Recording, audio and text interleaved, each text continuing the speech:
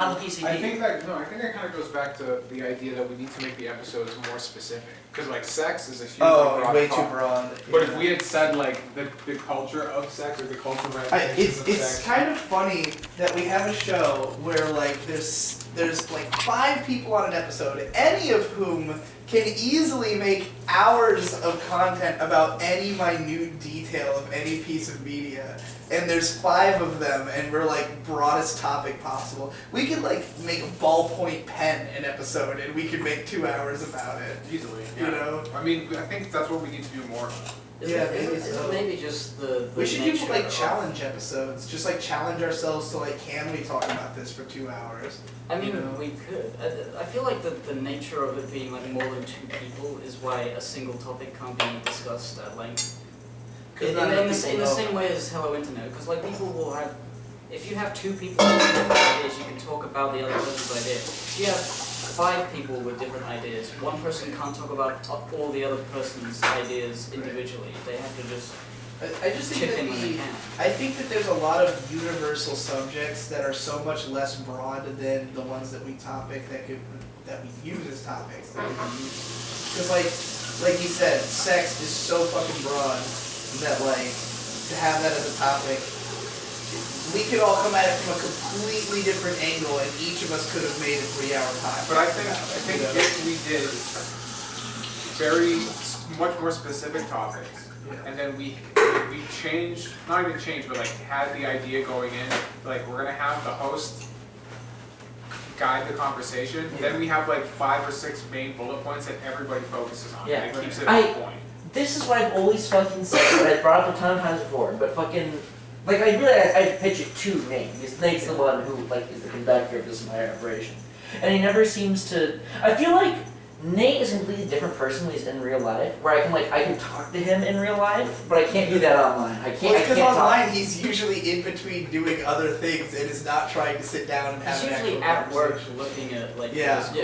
Or he's like in the middle of making Weagua and he popped in for like 1 second between editing. You know? But, like, that's a lot of how a lot of the times if I like pop in to respond and then I'm instantly gone, it's because like I was waiting for May to get ready and we were about to leave, and like I just checked the internet for 2 minutes while she's getting dressed or something, and like respond to 2 people, and then I'm just a ghost, and everyone's like, what the fuck happened? The format that I've always wanted to try with the PCP, that I would think be easy, is I've always admired the format of TVAP, due to from what I can understand about it. That's a great format. Is that they both watched the My Little Pony episode, and then they took notes separately, then they came together, and then they compared their notes and like combined That's certain literally topics. what the Arrow Manga Sensei podcast that me and Nate did was. Yeah? We just did it the exact same way as TVAP. Yeah. We would just like watch the episode, take a shit ton of notes, and then we just each go like. But how would we do that with more than 2 people? It's the same. That's what I'm saying. I mean, Well, that's why you have the ringleader. I think keeps more everything than. on point.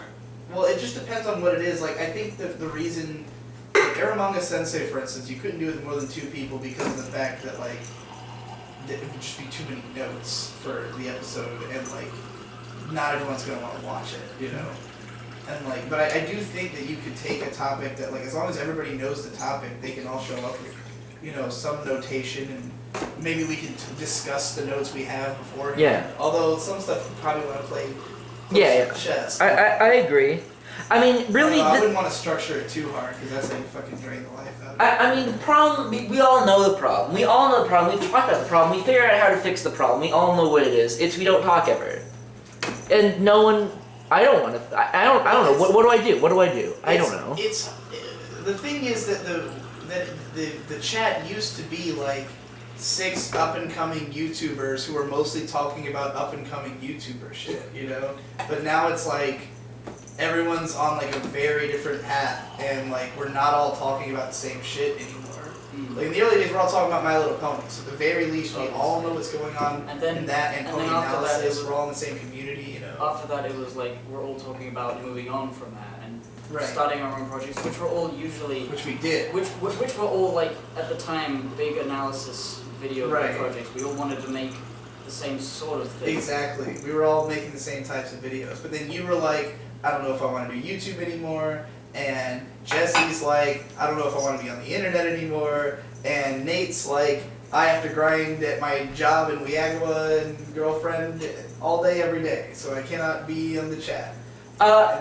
If we were to make this a podcast, which, sorry for the noises, you're about to get a whole lot worse, listeners, but you should probably maybe cut this part out. How much do you think the monkey part played into the culture of, and how it feels to post in the chat? Because I don't know if anyone else feels this way. I keep saying this, I don't think anyone responds, but it feels fucking horrible to post in the chat. It feels like I'm posting, like, it feels like No Man's Land, World War I, like I'm getting outside my trench to go and, like, go into fucking battle. I mean, it's just, you know... I'm gonna start doing this, so sorry listener if this is not getting cut. I think that it has had an effect, but I think the main thing is just, like, I disappeared into my fucking girlfriend's vagina and didn't come out. Yeah. And that's why I'm not in the PCP chat. Like, literally anything I would have talked about you guys with, I just talk about with her. You know, so, like, I just don't need to, like, the reason I was in a chat room all the time is I had no friends who I could talk to about YouTube, you know? And now I'm, like, married to my co-podcaster who's, like, you know, at this point, I screen everything for her for, like, quality check and shit, you know? Like, if I make a video, I make her watch it and tell me what was right or wrong with it, you know? Does she ever say it's bad, or...? Yeah, she's told me so. She's, like, part of why I knew I had to stop making, like, my more lifeless videos is that she was like, yeah, it's pretty obvious. Like, the one I always use my punching bag, the Masamune Kun's Revenge video. She was like, I hated that video when it came out. Which one's that one again? That was supposed to be a joke, like, which one is that again? But, like, which one is that again? No, yeah, it was from early last year. It was just, like, the most popular show of that season. And I just decided I was going to do videos about every show from that season in descending order of popularity. So I just did one on that show, but, like, it was a nothing show that I had very little to say about, and I stretched the video as long as I could, like, out to 10 minutes, even though it was, like, 4 minutes worth of actual point. And, like, it's just not a very good video, but, and, like, it still got a great reception and tons of views because it was a popular show. But, like, the people who were big fans of me were just like, why'd you even make this? You know, like, this has nothing to do with you, and you clearly don't give a fuck. So why did you make this? On that point, this is a point that, what the fuck is this? It's recording. Oh yeah? Are you gonna sync that up with that one? No, it's just gonna be a separate video. Okay, cool. Well, you might want to cut this for my own sake, not for a drama sense. But I want to know what you think about this, Digi. Because I feel like I have gotten less funny knowing, like, I don't know if directly related to, but around the same time that I started dating. I don't think that it's like You think you got less funny? Yeah, I've gotten less funny. Since you started dating? Yeah, I've gotten less funny and I've become slower. I'm slow now. I think you've become manageable and mature. Fuck, no! In a good way. Because I think that it's made your content better because people can kind of... First of all, it makes it onto the internet. And second of all, people kind of understand it. Like, I think those are good benefits to have if you want to be a career artist. But, like, I feel like... This could also be, like, a teenager thing. Yeah. But, like, I feel like two things. No matter how late I sleep and no matter how little I sleep, I'm always tired forever. And also, I always... fat. Yeah, maybe. Lose some weight. do some physical activities. I can do that. And also, I feel like my brain is empty all the time. What was it before? It was full of shit. I was thinking things. I feel like I don't think things anymore. I think, yeah, like, having someone there all the time, I'm sure, depletes the amount of stuff you can talk about with other people. Like, you don't talk in the chat because you talk to me all the time. Yeah. And Munchie, your brain is empty because you talk to Cassie all the time. I have a theory, though. I have a theory that it has to do with the fact that he hangs out with a bunch of older people, and B, has consumed a lot more media. Because I think that the more videos online, I think the more perceptive you are of the actual world, the less you have to spend time conceiving of it in your own mind. Like, as a kid, you don't really know what the fuck's going on in the world, so you're just, like, thinking all the time about what the hell everything means. And then as an adult, you're like, well, I know what it all means, so I don't gotta think about it all the time. Is this what growing up is? Well, you just think about different shit. That's why me and Nate, all we talk about is fucking philosophy and bullshit. Because, like... God damn it! Fuck! But you don't have to become into gay shit. You can, you can get into cool shit. I mean, it's sort of like you can decide on what, like, once you know basically how the world works, then you can, like... It just becomes the constant stress of trying to do the world without wanting to do yourself in. What I'm saying is, like a very mature aspect is, like, being able to be into stupid gay baby shit that doesn't matter. Yeah. Because when you're a kid, you think, oh, that's stupid gay baby shit, I shouldn't be doing that, I should be doing adult stuff like philosophy. This is what C.S. Lewis said, right? That quote about how, like... Exactly that quote. Yeah, you know, the one you just said. It's okay to be a stupid gay baby if you know how the world works. C.S. Lewis. You can be well into RuneScape at age 30. It doesn't matter. Yeah.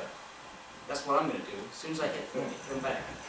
I'm going back. Exactly that day. Auto-clicker, dude. That's how you Dude, as soon live. as I have kids, I'm just gonna get into whatever they're into. I'm just gonna use them as an excuse to be like, yeah, I'm back into My Little Pony, guys, because I've got a fucking 4-year-old daughter now. Do you guys ever feel, like when looking back at an old video, like I could never do this now? Like I don't have the all ability to do this. the time. Yeah? Every My Little Pony video I No, ever I don't mean like that. I don't mean like it's like, oh my god, this is so bad. I mean like, how did I'm not this good. I can't believe... I'm not this good. Oh, I'm not this good? I feel that way about at least the... Well, I actually gave up at some point. When I started doing the My Little Pony reviews, I did them weekly, and I made them better each time. And then I broke down and made that weird animation with Jesse, with the voice. Do you remember that? Where it started off with an AVGN skit, and then Jesse had the dialogue and I animated it.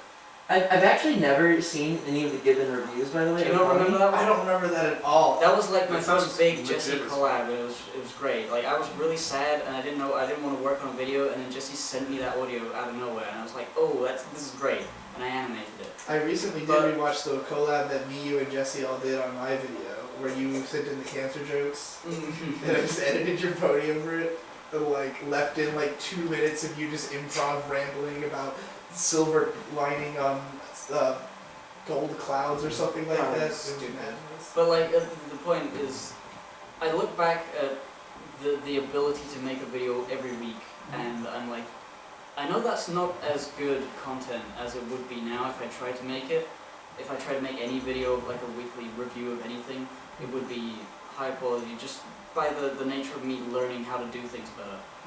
But I miss having the ability to just make a video a week.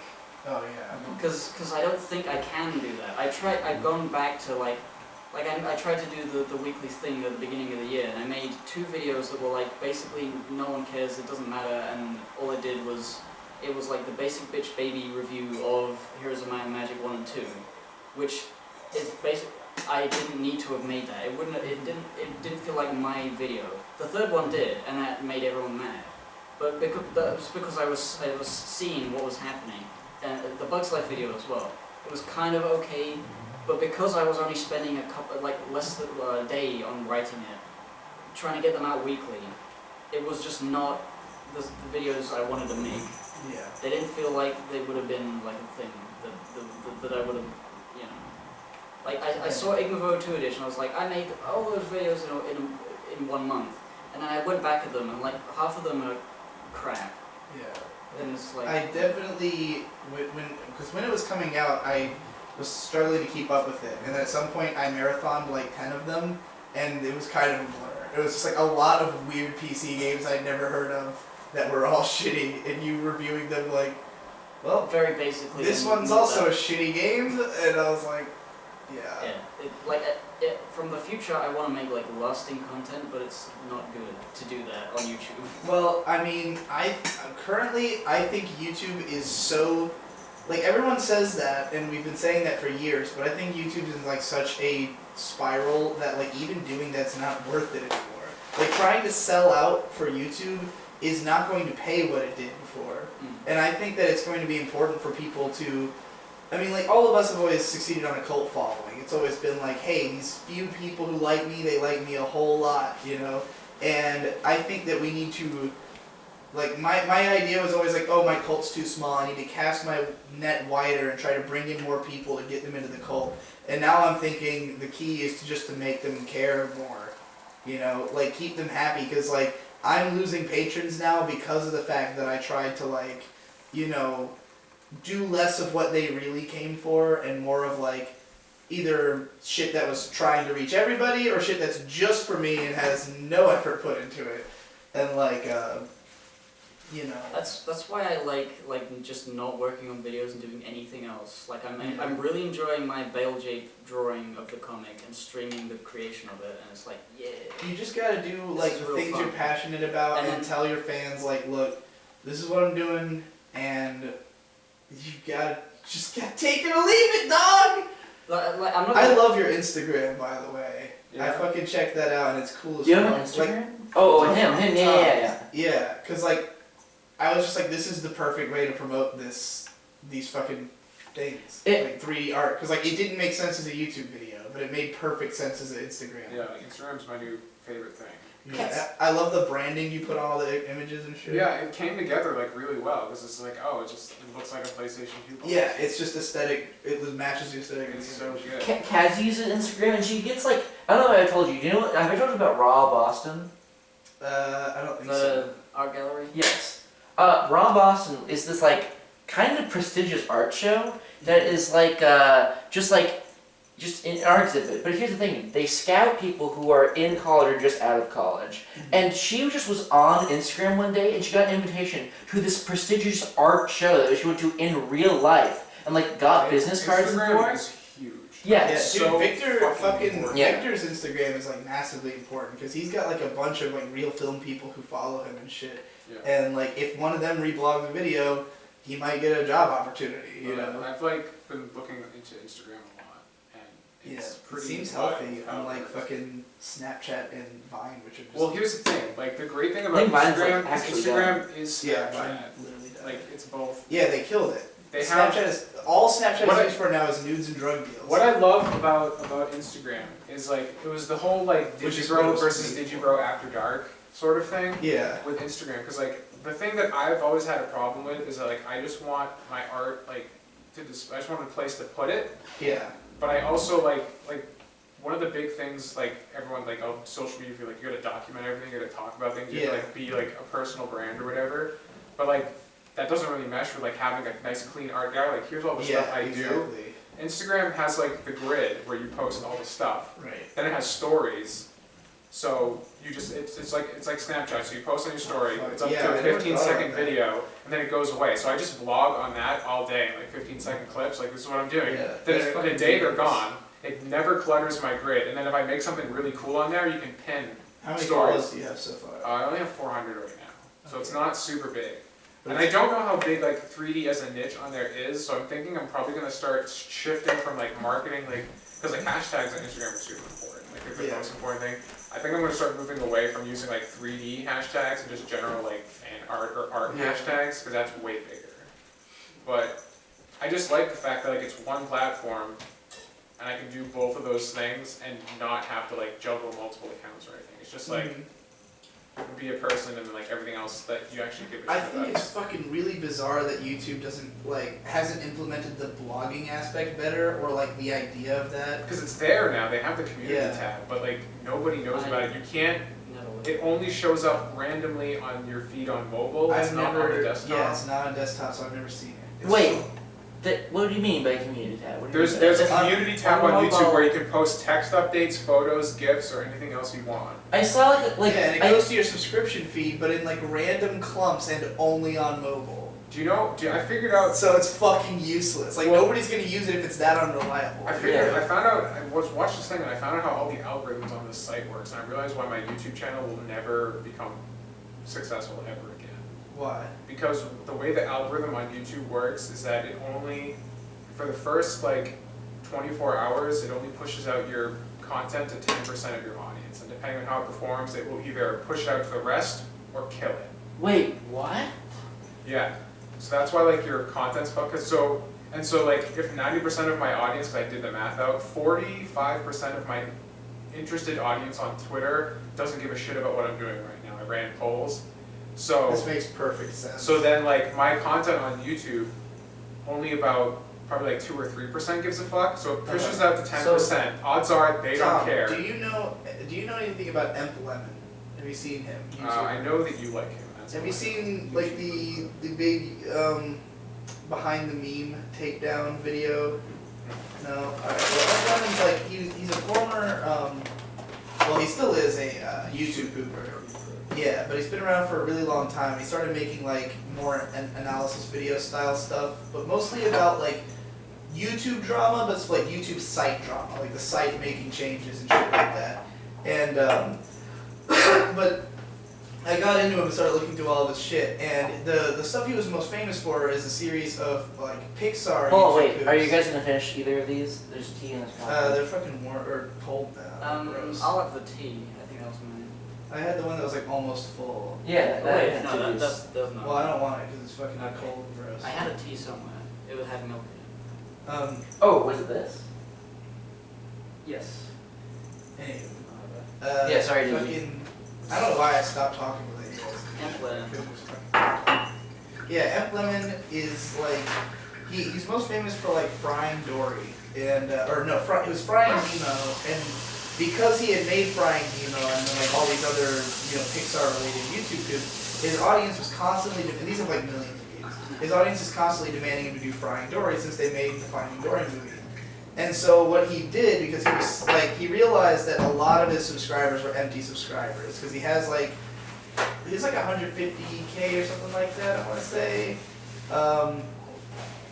I don't even know. I don't know what his sub count is, but he's got like lots of people who don't care about his content. They won't even watch his, videos. They'll just leave comments. Make Frying Dory. When's Frying Dory? So finally, he made a video called Frying Dory, and it's like 5 seconds of YouTube poop, and then just a huge fuck you, unsubscribe, like for like 4 minutes. And it's just he was like. Because he was criticizing the way that lots of YouTubers have tons of empty subscribers. He was like, a lot of people will be like, oh, I've got 100,000 subs, and you go to their videos and they've got like 1,000 views, like Psy, or like your channel. Yeah. But you don't brag about having 50,000 fucking subscribers, because you understand this I know, concept. I have like 200 Yeah. subscribers. But like, he was like, I realized that my subscribers didn't respect me, and that like anybody who wasn't gonna say, like anybody who I told to unsubscribe and they did, good. And he burned away like shit tons of subscribers by doing it. And so every once in a while when he gains a whole lot of subs, he'll just like make videos just to like try to tell them to fuck off if they're not gonna stick around for like the real shit, Because if you actually like his channel, you laugh your ass off at that. Yeah. And he's been around for like 9 years. So he's he's deeply embedded, but he's always been cult. And like anytime he starts to grow, he's like, let me make sure these people who don't respect me don't stick around, Right. Yeah. He's got 250 at the moment, but I'm sure a lot of that is like bloating from Oh yeah, certain things. he's got a lot of big videos since he switched to like analytical ones. I don't know whether he wants those people as well. Like certain parts of that, I'm sure are like, Oh yeah. when are you gonna talk about the new Logan Paul thing? And he's like, oh no, Yeah. no, not this again. And then You he can't gets help all it though. reflective. That's just what the platform It, is. yeah. That dude is he is like he like watches everybody. So I feel like he has like the firmest grasp of anyone I've seen of like what the YouTube culture is like. Like I know a lot about YouTube marketing, but like I don't actually read like that much of the comments. I don't watch all the trending videos. Like I don't know who any of the fucking vloggers are. Raise your hand if you want tea. Black tea. Black tea? Yeah. Is it just normal black tea? Yes. Okay, I'll have some. Yeah, I'm some good. I raise my hand, but Black number one. I just hate editing videos so much, and it pisses me off. There's so many good videos I'd like to make. I just don't want to make them. Too many fucking ideas. By the way, That's Tom, a curse. I did ask Ethan, and he was like, I don't really know Tom. That's what I figured he'd Yeah. probably say, so I wasn't holding my breath on that. Yeah. Oh, as an editor? Yeah. The reason Ethan is good is because he's my best friend. And I know, and we both know each other in and out. Also, I think the kind of editing he would want to do would not be the type that, Yeah. like, I don't think he edits for mind- money so much as passion. I don't mind editing when it's like a cool idea, cause like any give and take video that I make, there's like I think of it and it's like, oh, that's the funniest thing ever, Yeah. and I have to make it, and like it's never a chore to do, even if it's like something that's really stupid. Like when I tried a time lapse of me breaking a piece of furniture and then throwing it on a fire and then setting it alight in the snow, and I uploaded that and I thought, yeah, this is gonna be great. Of course, it's not great. It's the worst video of all time, and nobody cares, and you can't see anything. But it felt fun to do it, because like the whole time it was in my head, like as I was recording, I was just walking around, like I have the camera inside looking out the window, and you know, the cat is fucking around, and I'm like, oh, this is like a skit, like the cat keeps jumping into the fire pit, and I'm like, oh no, cat, get out of there. Yeah. I'm gonna set this alight, and it's like, in my head, it's like a Laurel and Hardy skit, like it's really Yeah. funny with the music, and then I uploaded it and like 500 people viewed it and nobody cares. But like anything like that, any give and take video where I have an idea for something, it's fun to edit, to put it together. Any hypocrite thing, I'm thinking, what do I need to put in this to make it good for other people and not me? And that's Right. why it sucks. That's what I'm trying to get away from, and like give and take's like the biggest influence on me as an editor. Like that You channel. said that recently. Yeah. Because the fucking like the random green screen shit and stuff like that, where you'll just green screen out the grass and like layer another clip under it, or like just all the weird colors and stuff, like that shit really appeals to me. I like it when the video is just like falling apart. You know, like I'm really into internet glitch, like the style of just Marvel all, Markets. You should all follow- of the internet is collapsing in on itself. You should know? follow my little brother HGB guy, because I should. he likes my style of funny, weird editing, Yeah. and he's pushed it beyond. And now that I'm to the point where I'm now getting ideas from him. Okay. The green I screening need of the to watch grass, that he then. did that first. He Oh. did a vlog in the park and he green screened the grass and he had another vlog underneath. And he does stuff like that all the time. He does this thing called concrete reviews where he goes around and he finds concrete and he talks about it, but he fucks with the audio so much that you can never hear anything he's saying. Mhm. And he always does it in the dead of night. It's just like, this is my favorite YouTube channel. Yeah. You should definitely subscribe. I definitely will. I did an editing, here's a trick I did in my latest video that was kind of inspired by you, but it's not really for comedy. In fact, it doesn't even stand out, and I think most people won't even notice that it's like a really bizarre edit. There's a part where I'm showing Black Rock Shooter, the anime, in the background. You saw this video, right? The our Dear Artists video? Yeah. Yeah, like I'm showing footage of Black Rock Shooter, and then I start scrolling up a picture of the figure, like the toy of her. And I had just happened to find a video from the company that made the toy, where they just had like a bunch of photos of it that would be on screen for a few seconds, and then it would transition to the next one. But there was like huge black bars on the screen. And I was like, well, I need to get rid of those black bars, so I just chroma keyed out the color black, not realizing that most of Black Rock Shooter herself is black. So she became transparent, but it looked really cool over the video. So I have just this semi-transparent version of the figure on the background. And then there's a transition that was just in the video clip that I was using, where every time they transition between pictures, they would have it like explode. Like the picture would blow up outwards. And every time they did that, I would cut and move the clip somewhere else on screen. So it looks like it's blowing up, dissipating, and recollecting somewhere else. And like, that was just like pure luck that that clip was the way it was, and I was able to edit it that way. But like, chroma keying out everything and all that was very like, I can give and take this and make it cool. But yeah, it's so subtle that I don't think people would think of it as like a crazy editing trick or anything, but like, it's like, I will never have that opportunity again to have that much luck with the editing, you know? I was surprised to learn that you edited that video.